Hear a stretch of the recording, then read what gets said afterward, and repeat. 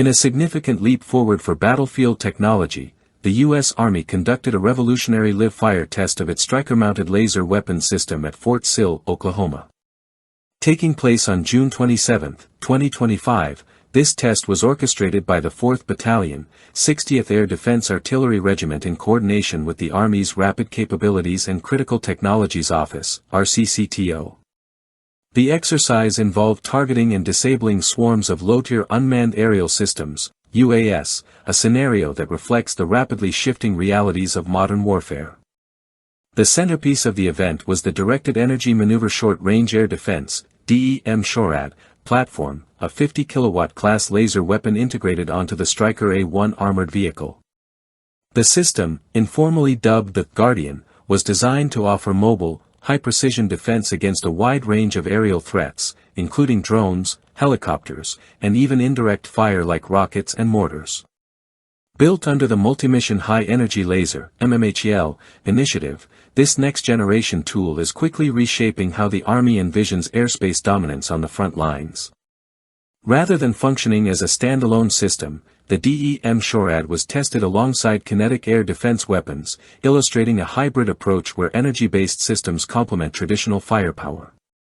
This layered defense strategy not only multiplies effectiveness but also increases resilience against overwhelming attacks, especially those involving drone swarms that aim to saturate defenses.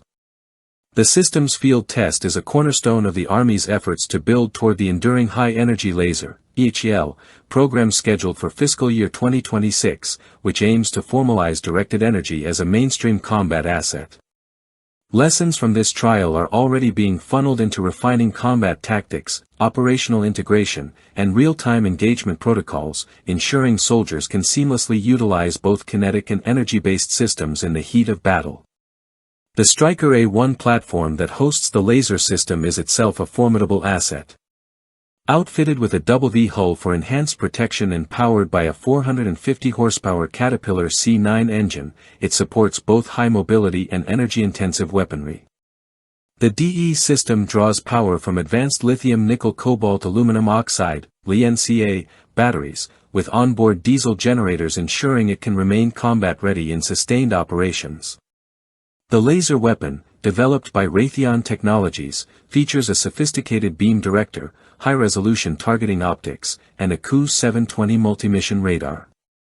Systems integration and power management are handled by Chord Technologies, which also oversees the thermal regulation critical to high-energy laser operation. What makes this development particularly groundbreaking is the laser's ability to strike at the speed of light. With negligible operating costs per shot, virtually unlimited ammunition, constrained only by energy supply, and precision that limits collateral damage, directed energy weapons are transforming the calculus of air defense. They're especially suited for intercepting fast-moving, low-cost threats that are increasingly deployed by both state and irregular actors.